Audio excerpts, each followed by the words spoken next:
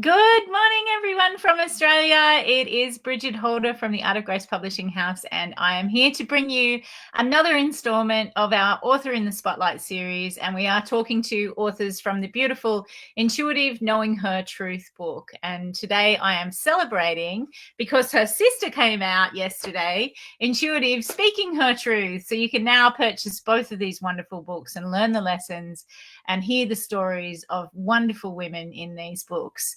I do want to say that, the journey of being in a multi-author book is something that I think everybody should get to experience in their lifetime.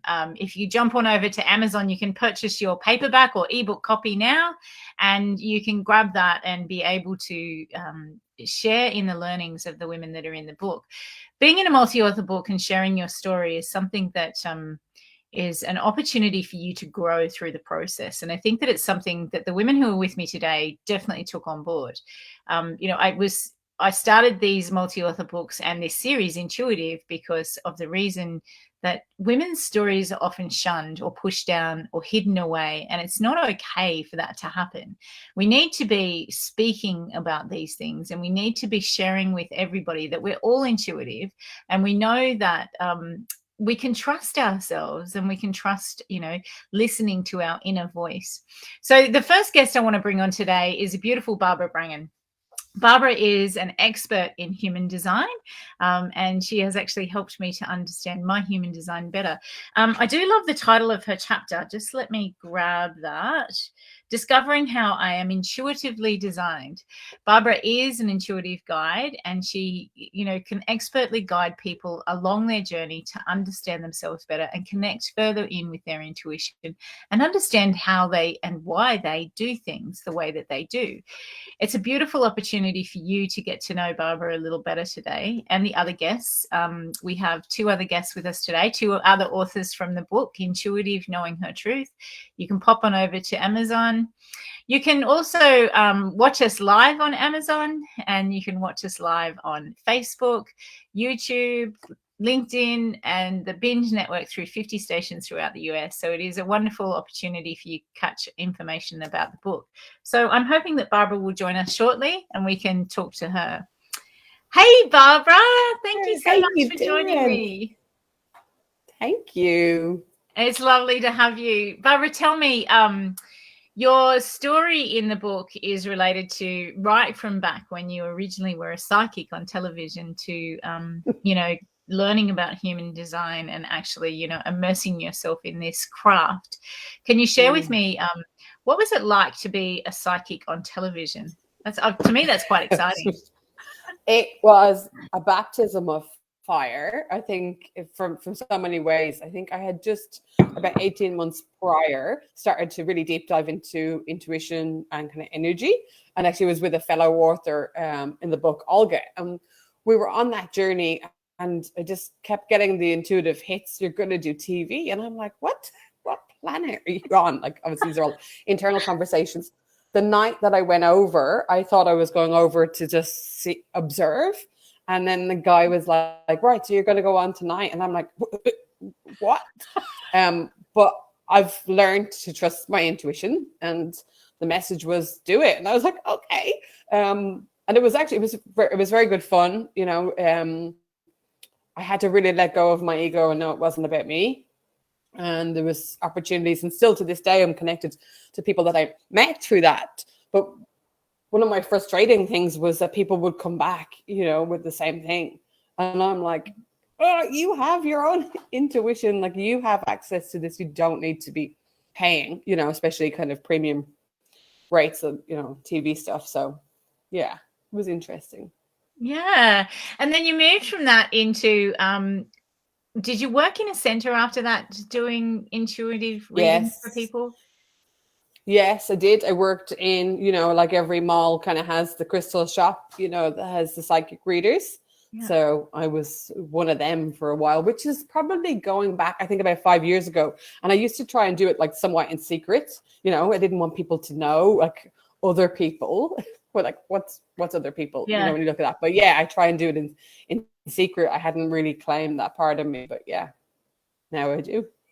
And I think that it's something that we need to talk more about, because I Mm, was watching last night on America's Got Talent. I never watch television, and I was yeah. exhausted from the launch yesterday, and I thought, I'm just going to turn the TV on and see what's on, and America's Got Talent was on, and I was so excited to see there was a young man, I think he's in his late 20s, and he Mm, was a psychic reader, and he showed how nice. he could find something by the Yeah. person that was connected to that thing to think of the moment when they received it.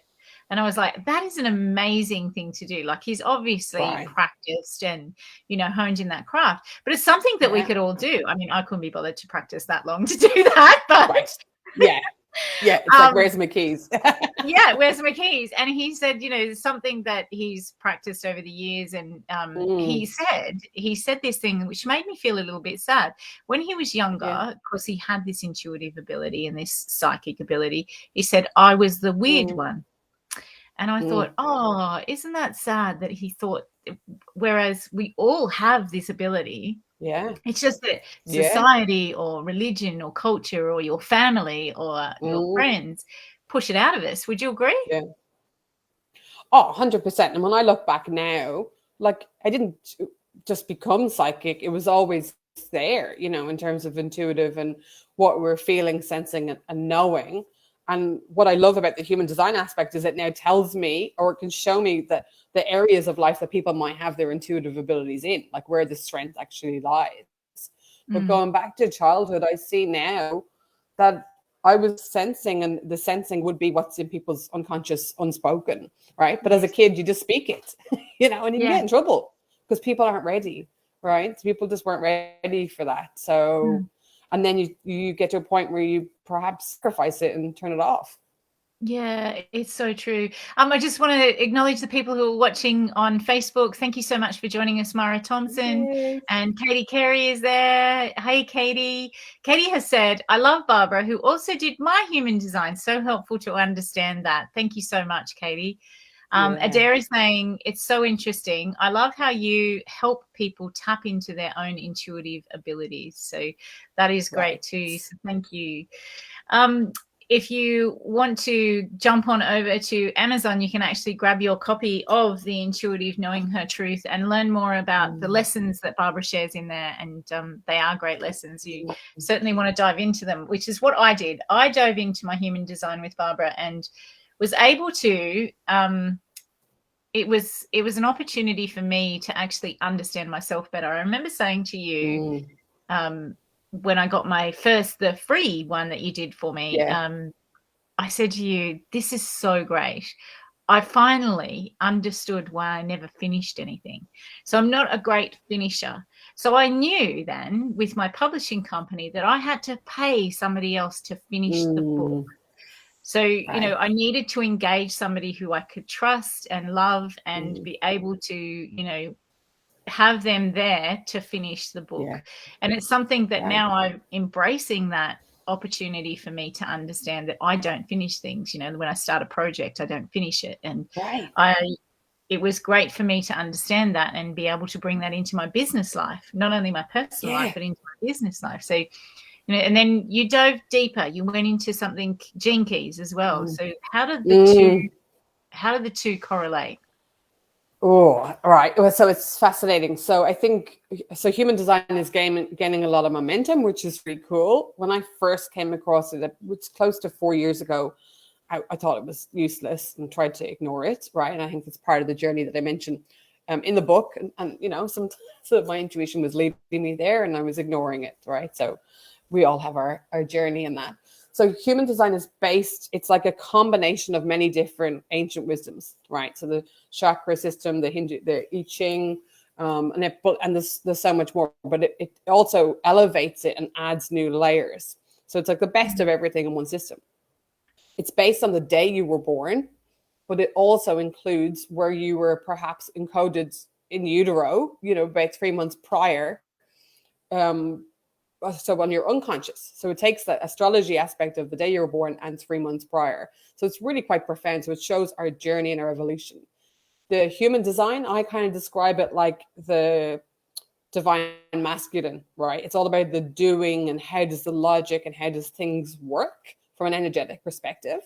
And then the founder of Gene Keys, Richard Rudd, studied with human design, and he took one layer of it, which is the I Ching, and just took it into just a whole different energetic stratosphere. And he, I would say, is more the divine feminine. And that's very much for when you're ready for that deep contemplation, that deep self-awareness. You're on your path of surrender and curiosity. And so I think that's what's really cool. But one of the things that I do different in terms of a lot of human design is I use a different astrology algorithm, which has been mind-blowing in terms of its accuracy. So yeah, what you got was that, right? Insights into who you are to help you pivot your belief, and self-acceptance, and exactly what you said. Who said you need to finish things? Like, who said? Like, yeah, and right. the one thing I do love about it in my personal life is that I learned the same thing about my eldest son. And, it was always, why aren't you doing your homework? Why haven't you done that assessment? It was due 2 days ago. Right. And now I understand that. It's more like, okay, honey, I know this is a struggle for you, but sometimes we have to fit a square peg in a round hole.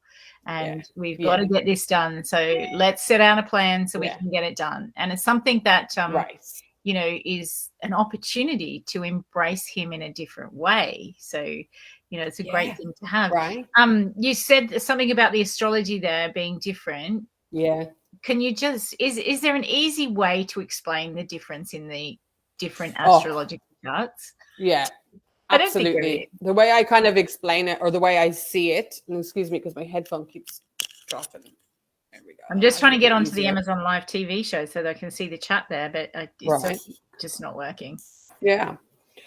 So the astrology that we've all given, used, and loved, to me, is like the dial-up telephone. Do you remember the phone you'd have in the hall of your house, like years ago? Yeah. Dial it, right? So phenomenal, served its purpose, nothing wrong with it. The 13 sign sidereal astrology is actually the sky, where everything was on the day you were born and today, right? When we look up. So when you take out an astronomy app, the apps that we all have, and it says that the moon is in Venus, it literally is like, it's as above, kind of so below. Yes. Whereas with tropical astrology, it's based on a calculation that hasn't moved in 2000 years, right? And we've evolved, we've moved. So with the sidereal design, its chances are this is the slipstream, the planets, the constellations, the cosmos that you actually landed in on. So therefore, it's a much more accurate reflection of who you are. Whereas the other is just off by about 22 degrees. Okay, and that is fascinating. I did not understand it like that before, and you've probably said it to me in the same way. I wasn't ready to hear it. I love that. Yeah. It's another level of understanding your own design and how you landed in this world, and how you intuitively connect to yourself, because I think that that's important too, that it's connected with our intuition, is how we are as a human design, and that ethereal focus is also connected to how we intuitively read ourselves and listen to ourselves. You are now doing what in the world? So what I'm doing is using the human design and Gene Keys really to help women to align and amplify their purpose, right? Because how you're designed is how you're meant to be. It's part of your soul curriculum for this life. And then it's using that, which is so cool. And it can help explain why you're often maybe hitting a brick wall, why things aren't happening, why your business isn't growing, why you're facing the same challenges in life. And it can pivot. We can just use it to help you pivot. And also with it, like me being that rebel and kind of moving over to the sidereal, that's written in my design, right? I'm the one that's like, let's push the boundaries here. Let's do something else, right? And that's given me huge self-compassion to be able to do that. Yeah, me too. I think cool. that was, my revelation was that ability to make decisions based around my human design, and where I had my would have used to have been called shortcomings, where I have my knowings now. It is something that I'm able to understand, and it's something that we need to all be aware of and all have the opportunity to embrace. So tell me, do you have a method by way that people can actually just touch base with human design? Yes. So I created, and you made mention before, I created these free insights, these free personalized reports I created them. I probably started doing them early last year. And I did them because 4 years ago, when I rejected the human design and the wisdom of it, it's because I just could not understand it. Like the lingo is just so bizarre, so weird. So what I've done is actually completely changed and explained your human design in English, right?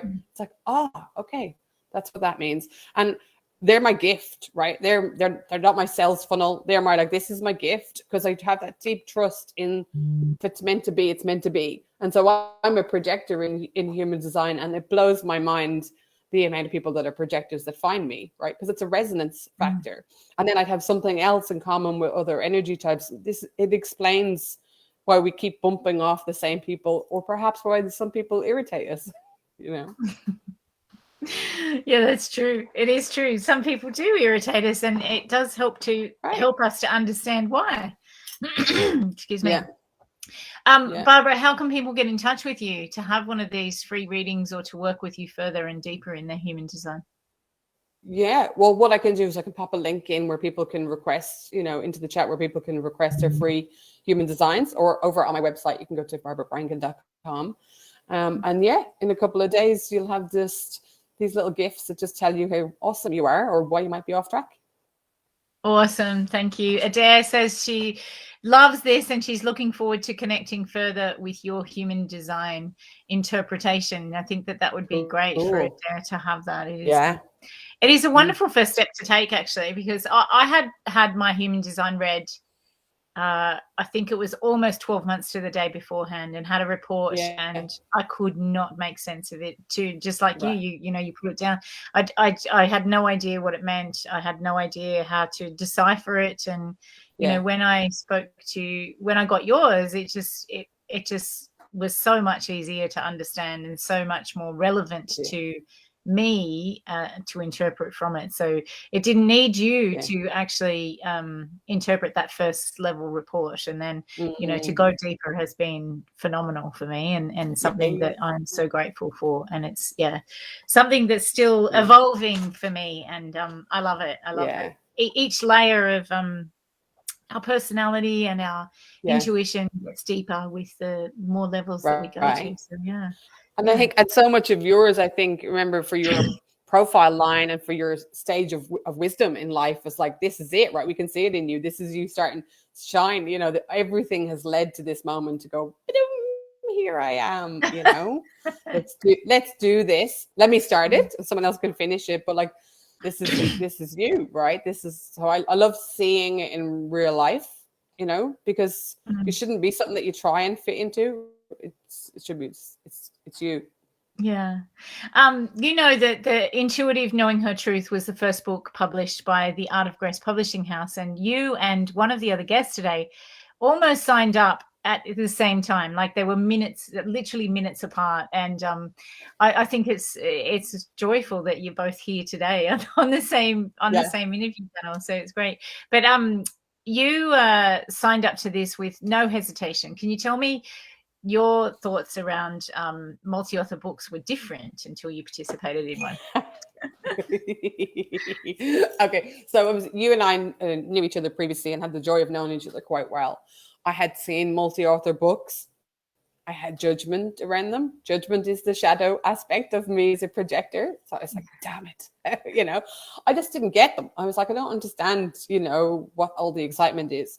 I have full trust in you, right? And then when you shared it, and the way my intuition works, I've got a splenic authority. It lands in the moment, and sometimes it doesn't make sense. So I knew, so it was a yes. And I remember messaging you, I was like, it's a yes, right? But I don't know why it's a yes. I don't know what we're going to do or what's even involved.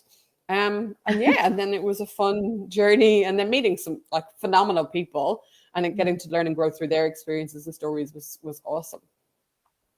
Oh, that's so good. I love that. And it's not, there's nothing wrong with having judgment around things. It's just you need to lean in and see why that judgment is there. Hey, perhaps that your intuition is telling you to go that way. Yes, it was. And I did. Well, it was wonderful. I'm pleased that you shared your story in the book, because it's allowed me the opportunity to dive deeper into my human design, and to trust, that the the choices and the way that I work are actually okay. And that, you know, before that, I judged myself on those things, and it's like, why can't I ever finish anything? What is wrong with me? You know, that self-blame that comes up all the time. So we have a Kindle customer over on Amazon who says, I'm a projector too, and learning that about myself was mind-blowing. I would love to dive in more with you, Barbara. That's fantastic. We will put the link into the comments and you can get in touch with her. Tony's here from Ireland. Hey, Tony. Beautiful Olga's dad. Hey, Tony. The book. It's wonderful to have you here, Tony. Thank you for watching us. Let me end our conversation, Barbara, with much gratitude to you, because, you know, you were one of the first, and you were a very big advocate for the book, Knowing Her Truth. And people can still purchase this on Amazon. You can jump over to Amazon and purchase the book, and you can grab Barbara's story. But it is something that I do encourage women to do. Step outside of your comfort zone and share your story in a multi-author book, because it is so much fun.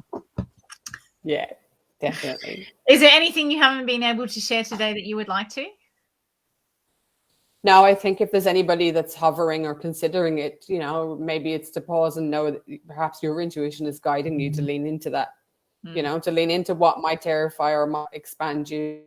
And it's not about you. Maybe your story needs to be heard by another woman, you know, or another person. And I think that's the approach I took. I was like, it's not about me. Yeah. Oh, thank you so much, Barbara, for being with us, and I shall speak to you again You're so soon. welcome.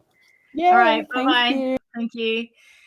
Our next guest from our book, Intuitive Knowing Truth, excuse me, lost my voice then for a minute, is the beautiful Georgia. And Georgia's story is one that we don't talk about enough. And it is one that she shared in this book very vulnerably. And it is something that often brings tears, and is quite often something that some people do not like to hear.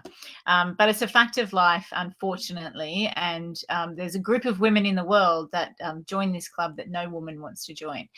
Georgia is an angel mama, as well as mama to 4 Earthside babies. And it is something that an experience I've never had and never wish upon anybody. And she has so graciously shared it. So I'd like to welcome Georgia Hansen to share her story and her roller coaster ride through intuitive knowing her truth. Thank you for joining us, Georgia. It's lovely to see you again. Thank you for having me. It's always beautiful to see you. So as I was saying, you know, your story is something that a lot of people don't like to talk about, don't like to hear about publicly. And I think that it's something that we do need to talk about more often. And I'm so grateful that you shared it in Intuitive Knowing Her Truth. Can you tell me, share with the readers just a little about your story? Yeah. So 4 years ago, it was just over 4 years ago in July. We were awaiting our 4th baby, a baby girl after 3 boys. And I had known about her soul coming to us probably for about 10 years. I had dreamt about her. I had seen her in little girls with curly blonde hair. Up until about the age of 3, I would just suddenly my eyes would glance and I'd see this little girl. So I always had like these little bits of signs that she was coming. And when I had my 3rd boy, I turned to my husband. I was like, I'm not done. She's still coming. And so, yeah, we were long awaiting this baby girl, and it was a dream come true. It was the first granddaughter on my side. And so, yeah, it wasn't just, I guess it wasn't just a baby girl. It was a soul that I knew that I had danced with many times. And we got to 40 weeks plus 1 day. And I rushed off to hospital in very, very active labor after running around getting all the boys, you know, sorted and off to their grandparents. And we arrived at hospital. I was sitting in the consultant in just the pregnancy assessment unit for about 45 minutes, and they took us into the consultant room, and they were fiddling around on the Doppler. I was just doing my breathing. I was expecting a really natural, sacred birth. I would ask them to get the water birthing center ready, and wasn't really thinking much of it. And then she got me to lay down on the bed because couldn't find much on the Doppler. fiddled it around with the Doppler again, and then got a doctor, a registrar, and a scanner in. And my husband and the midwife and the doctor were all kind of facing the screen, and they all kind of had poker faces. But at this point, I wasn't really, I wasn't worried. I was just breathing and going through the motions of labor. The contractions were about 10 seconds apart at this point. And it was when the second doctor came in, and I remember seeing the registrar get her walkie-talkie out like this, and that was when something clicked, that something's not right. And so that's when I demanded to know what was going on, and we were told those words that we're so sorry, there's no heartbeat. And it's one of those moments that, like, in an instant, your world crumbles, and everything up until that point is now null and void almost. And we went on to deliver a beautiful, perfect baby girl, and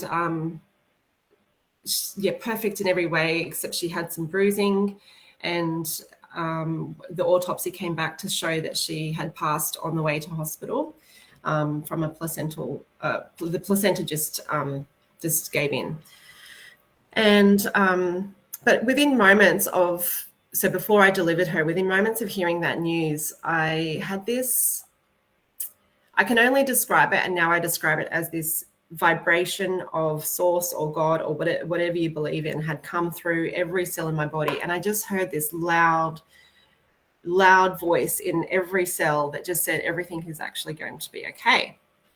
And I just knew to trust it. Somehow I knew to trust that you know, in that moment, that everything would be okay. And it was the most beautiful, sacred, tragic, magic moment of my life when we gave birth to her. And there was so much beauty and peace and stillness and eeriness, and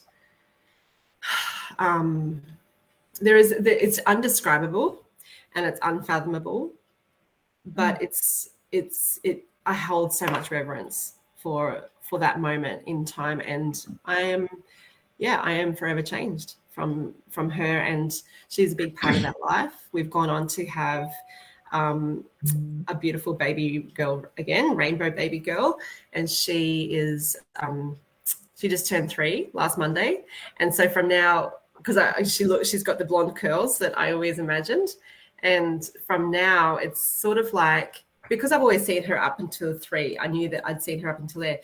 It's sort of like she gets to write her own book now. I've seen all of the chapters up until now, and I thought that it was Amelia's soul coming back, but I now know that it's a part of her essence, and Amber is her own version of, like, she's got parts of her Amelia in her, but Amelia has a bigger job. She's out there in the cosmos doing grand things, and she's guiding us, and a big part of our lives, but she's not. And I've recently gone through a lot of healing around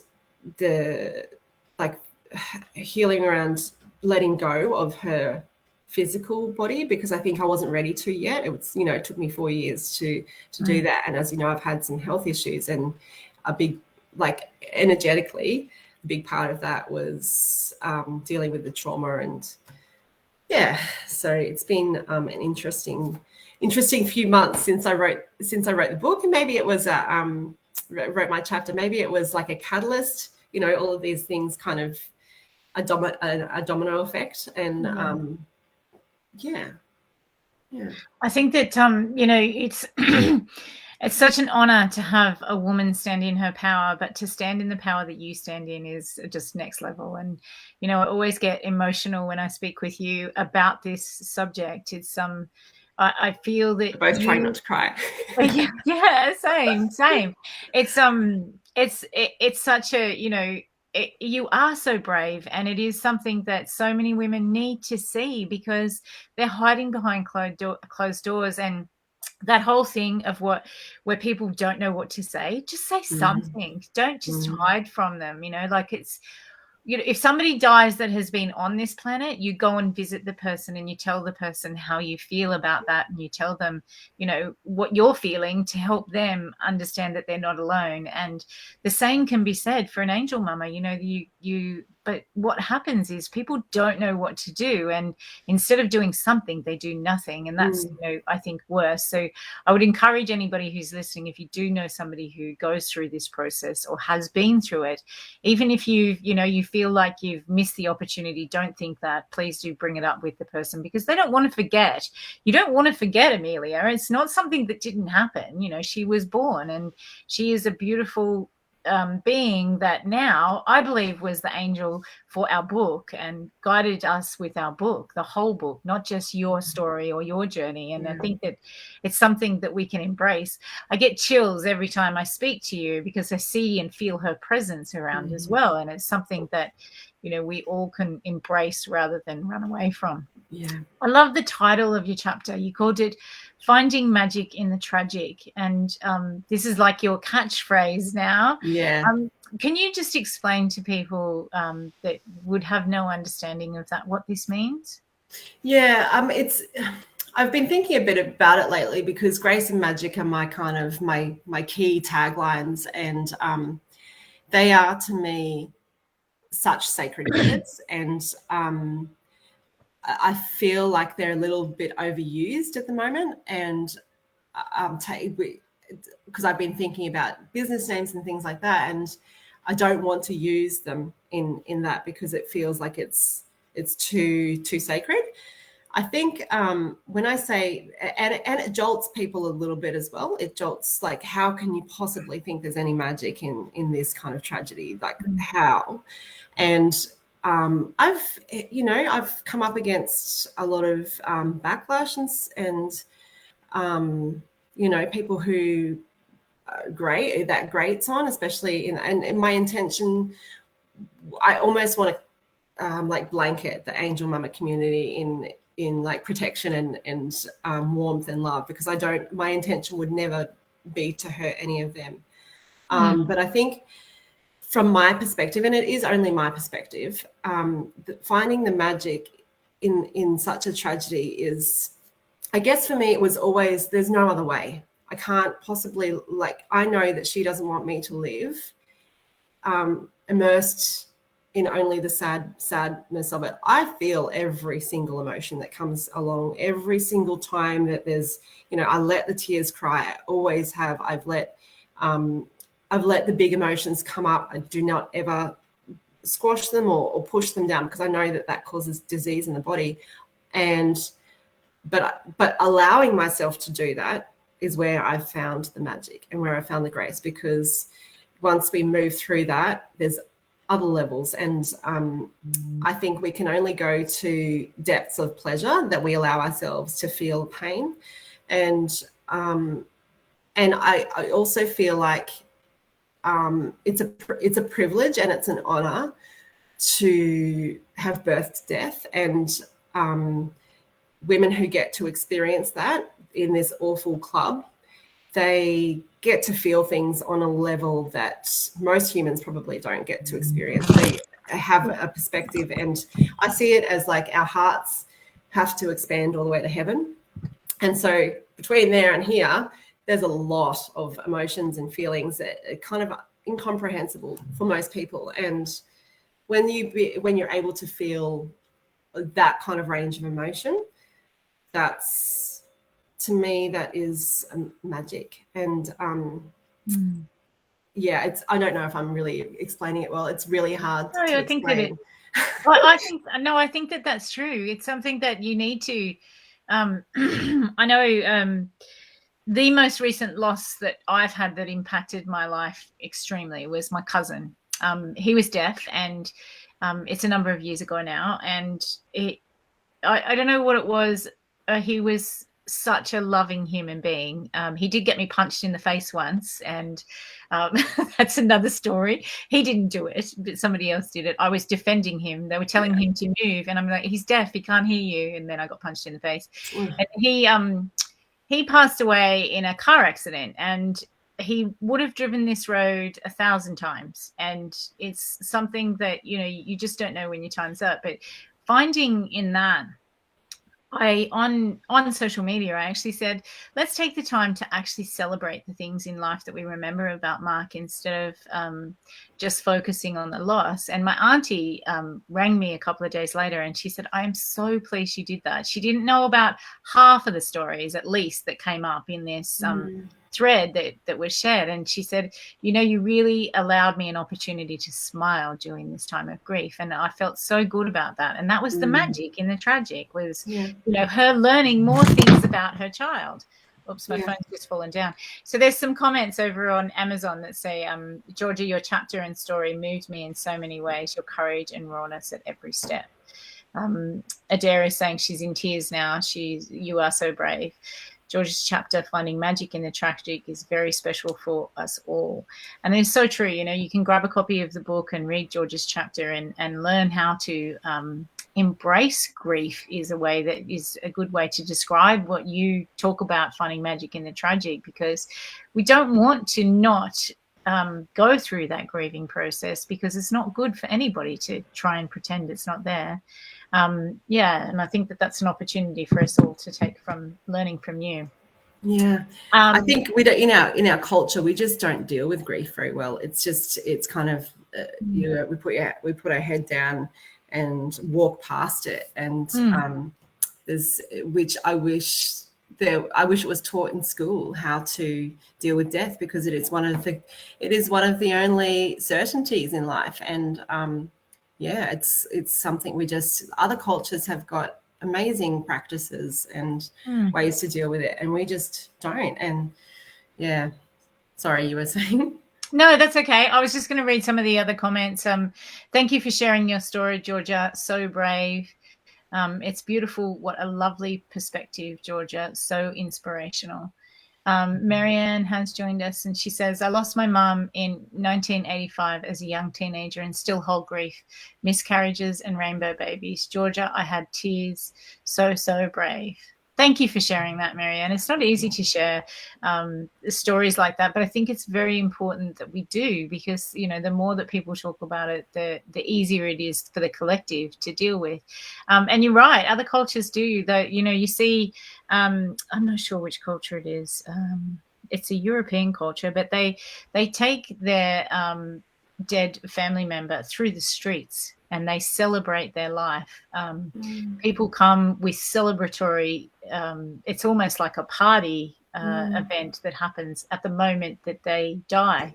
And then they have a 3-day ceremony where they actually celebrate that person's life. And I imagine they have time for stories and sharing meals together. And, it's a whole event that they have when somebody passes in their family or in their community. And I think that, in Australia, we have a funeral service, but it's not a celebration of life as much as it should be. And, we never want to forget those who have been here, and whether they graced the earth for a moment or whether they graced it for a long time, we don't want to forget them, because they're here in a different way, looking after us and, participating in our lives. And like you say, Amelia's essence is within Amber, and it's something that, you can embrace for the rest of your life, having her around you in 2 forms, both here and beyond. And I think that's a beautiful thing. What work are you doing in the world now? Well, I've taken the last few months have just been a little bit of a pull back from everything, and just really getting clear, having gone through some really big healing and health issues. And I am really, really excited, because it's given me clarity on I've always had all of these ideas floating around since Amelia. I have a background in PR and marketing, and it just was really hard to kind of pin down, where do I start? And I was starting a magazine, as you know, and it was just all feeling right. And so I've been given clarity and I'm doing some training on what I'm stepping into next. But currently I'm still running a PR company with my best friend and a business with my husband, and just kind of in the background working on what I'm kind of trying to not be too visible at the moment and taking a step back, because I've been out there sharing my story for 4 years, and it ran me down and wore me out. And at the moment, I'm just really enjoying being present in my life and finding that true grace that I've been talking about. And that has come from the stillness and the quietness. So I'll be ready to share what I'm up to when I'm ready to step out of my cave a little bit more. Yeah. And that's wonderful. And I think that that's, a lesson for all of us too, in that, give yourself permission to take that time if you need it. And, don't be as visible if you need to be, take that step back and allow the opportunity for yourself to heal. Rodrigo over on Amazon has said, Georgia rocks. So you rock, Georgia. Thank you, Rodrigo. That's wonderful to hear. She does rock. She is an amazing human being. And that's awesome. I've never been told that before. You can take that with you for the rest of the month. Yeah. Oh, dear.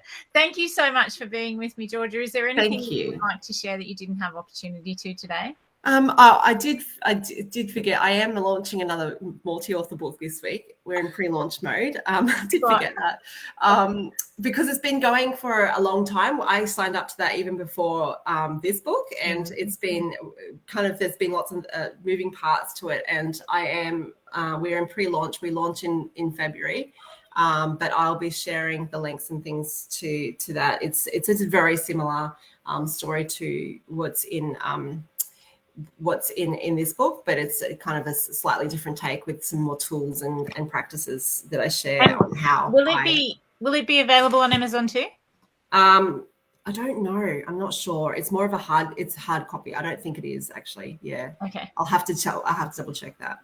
So you can grab Intuitive Knowing Her Truth and learn more about Georgia and Barbara's stories, along with the other 26 other women in the book, and get some lessons in life and in connecting to your intuition deeper. Pop on over to Amazon and you can purchase that there. Thank you so much for joining us, Georgia. It's been wonderful having you again. Thanks again. Bye-bye. Bye. Thanks, everyone. It is always a difficult topic to talk about, but something that we do really need to discuss more often. So I am grateful to Georgia for sharing so openly and for sharing it in our book, Intuitive Knowing Her Truth. And I implore you to get a copy of the book, read her story. And it does teach you a lot of lessons about grief and how to manage that, as well as how to deal with people who have an angel baby. It's a beautiful story, and one that I don't want anybody to ever forget. So I welcome now Katrina Hahling. Katrina is a emotional intelligence expert, and it's something that I learned about before I met Katrina, and I was quite drawn to her when she joined our book. It's something that I would like to even explore further, and she has not only contributed to this book and shared some wisdom in here, she's actually developed her own book, Design Manifesto, that I don't have with me right now. I should have brought that with me as well. So I welcome you, Katrina. Thank you for joining us today. I'm hoping she's still here. It's been a while. Thank you so much for joining me. Thank you. Thank you for having me. Such a treat to be chatting again. Yeah, it's been such a long time since we've actually spoken face to face, so it's nice to see you again. Katrina, can you share with the readers why you decided to do the multi-author book and then to go on to write your solo book? Oh, good question. The multi-author book just came in front of me, the opportunity to do it, and I just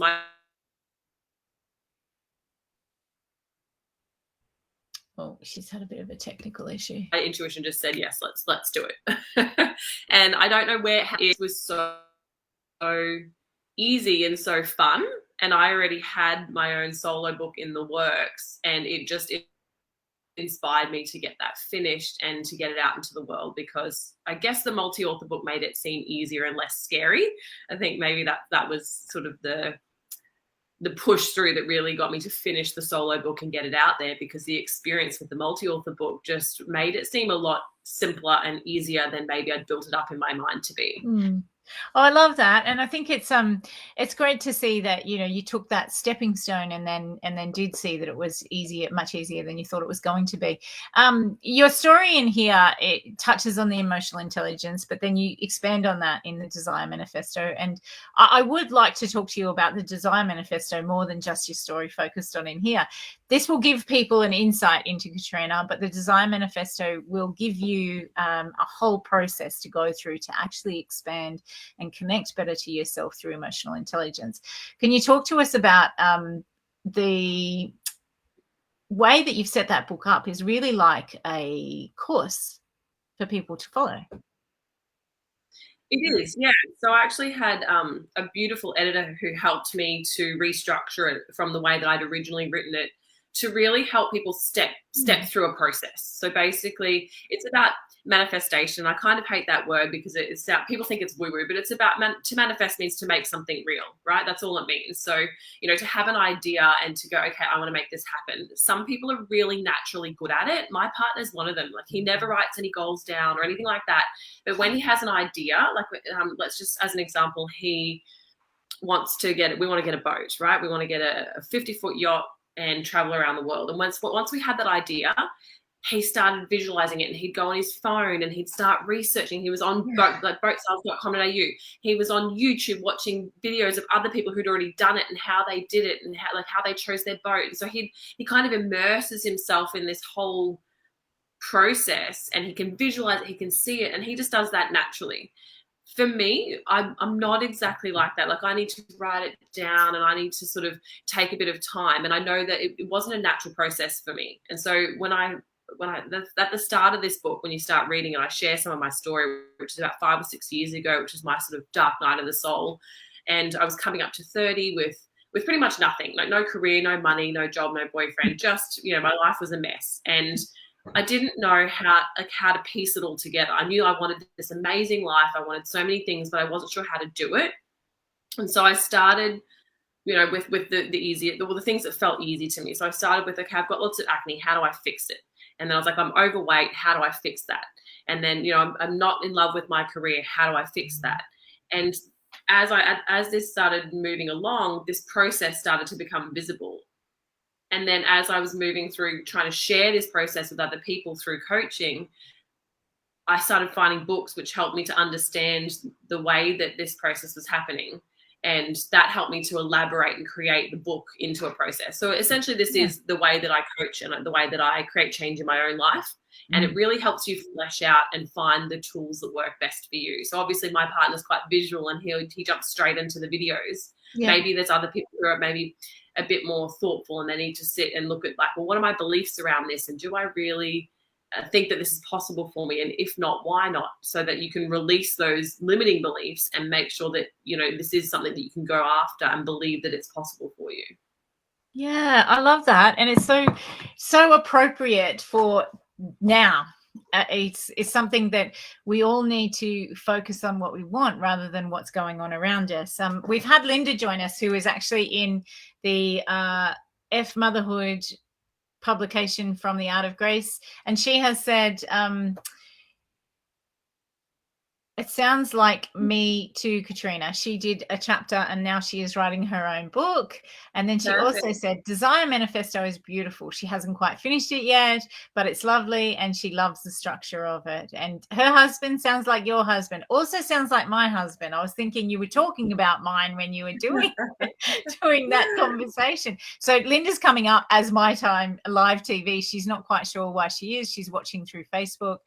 And she's also said, what I love about this is your inclusion of action in the process. There's a mistaken perception that manifesting is a passive thing. Oh, I love that. Can you talk to that, please? Yes, I agree. I agree with that. So if you go to a lot of manifestation pages, and I guess this is where the woo-woo comes in, right? A lot of people think, well, I just think about what my desire, what I want, my goal, and then I feel really good about it and think good thoughts about it and then sit back and the thing magically appears. But I don't believe that. You've got to take action. Action is the thing that anchors what you really want into reality. Yes, you've got to align with it in your thoughts and in your emotionally and with your energy, but you do need to take action that aligns with that to really call what it is that you're after into your life. So keeping it simple, the example of, let's say, clearing the acne up from my skin, wash your face every day. That was the action that I took, because I wasn't doing that before. I didn't have a process, the cleanse, tone, moisturize. So that was my daily action. That anchored in, okay, this is going to help change that. Or let's say losing weight and getting the body that you want, anchoring it in with the action of, I'm going to exercise every day. Yeah. Writing a book, I need to write 600 words a day or whatever it might be. So there's always that action that you need to take that makes it real and makes it happen. Yeah. Adair has said she totally loves this. Manifesting is something we do daily. Harnessing that understanding and the process that you have is brilliant. That's over on Amazon. You can watch us live on Amazon, through LinkedIn, Facebook, My Time Live TV, and we are also available to purchase our book through the Amazon link that is showing now. So you can pop on over there and grab that book. Katrina, tell me, how can people work with you? Because it is something that some people struggle with, and, they don't know where to begin, even if, because for me, I need to have a person in front of me to be accountable. I could buy your book and read it and do nothing. I go, yeah, that's all great. I love that process, and then do nothing. So how can people work with you that are like me, that actually need that accountability?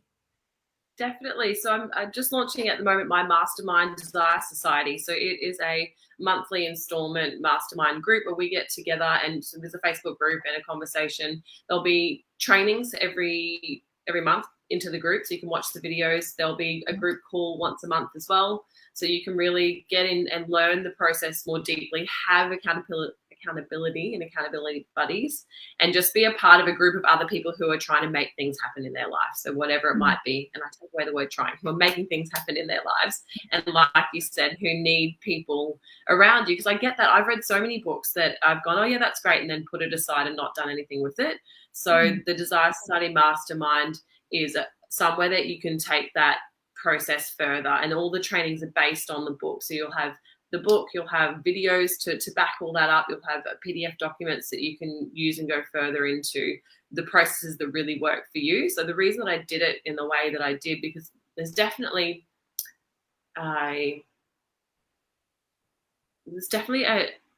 good thing to do it all. I mean, and I definitely, my process is to do a little bit of everything, but some people really resonate with just one part of it. Some people, if they can clear their limiting beliefs and they create massive shifts in their life. Some people spend more time with the thoughts and, thinking the positive thoughts and thinking about it and visualizing it and seeing it, and that creates a lot of impact for them. So you can really delve into one aspect if you want to, or you can come in and do the whole process together with us. So that's definitely a really great way for people to get in and start creating and manifesting their desires, is to join the Desire Society. And you can head to my website and find more information about that. Oh, awesome. And you will pop the links into the comments so that we can actually, people can find you that way too.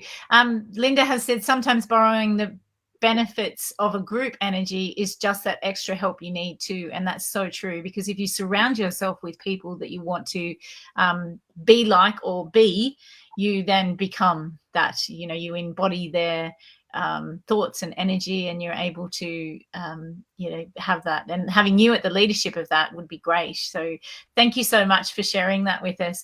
Is there anything else that you would like to share about your Desire Manifesto or the Desire Society that you haven't had an opportunity to today?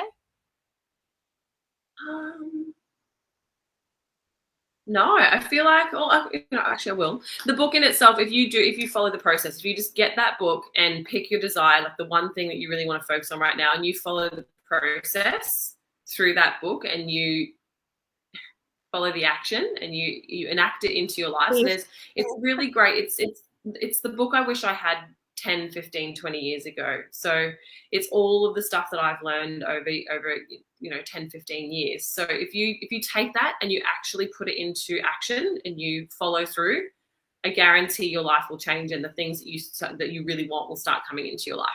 But if you are, like Bridget said, a person who struggles to maybe get a book and follow through with the process, then feel free to send me a message and join the Desire Society so we can do it together as a community and help you out. And if you're getting stuck somewhere, like I think is it Linda who said in the comments, she's popping up as my time live on mine, but join in on that group energy, and we can be excited for you. We can join in on the celebrations and help each other win. I just wanted to bring the book up, and I don't know what I've done now. I've gone too far. I've brought it up. There it is. I might have a copy behind. Oh, you've got it. Yeah, here you go. There it is. It has a beautiful photo of Katrina on the front, and it's such a stunning cover. It's absolutely stunning cover. So grab a copy of the Design Manifesto. It is a beautiful book and very helpful. I must admit that I did learn from it. I mean, I do think about the process a lot more than I used to. And it was funny, I'd never actually thought about the way my husband manifested as opposed to the way I did, because he's very similar to your husband, and that's interesting to witness that people do it differently. I hadn't even thought about that until I read the book. And then when you mentioned that, I still hadn't thought about my husband the way that he does it. I just thought about my own process and how I do it. And so that's a wonderful thing to, consider as well, that each person will do it differently. And it's not, there's no wrong or right way. It's just, what works for you. And that accountability, I think, is really important. So do reach out to Katrina and explore the Desire Society or however else she may be able to work with you, because it is an opportunity for you to manifest the life of your dreams and the way that you want to be living as opposed to how you are now. So opportunity to change. Thank you so much for being with me, Katrina. It's been lovely catching up with you. Yeah, thank you for having me again. Such a pleasure always. Thank you. I shall see you next time. You will. Thanks, everyone, for joining us again on Author in the Spotlight. We are so pleased to bring it to you. I want to thank Adair, who is our producer, and for all the guests today, Barbara Brangan, Georgia Hansen, and Katrina Hahling. And grab your copy of Intuitive Knowing Her Truth over on Amazon. And we look forward to seeing you next week with 3 more authors from this beautiful book. All right. Bye-bye, everyone.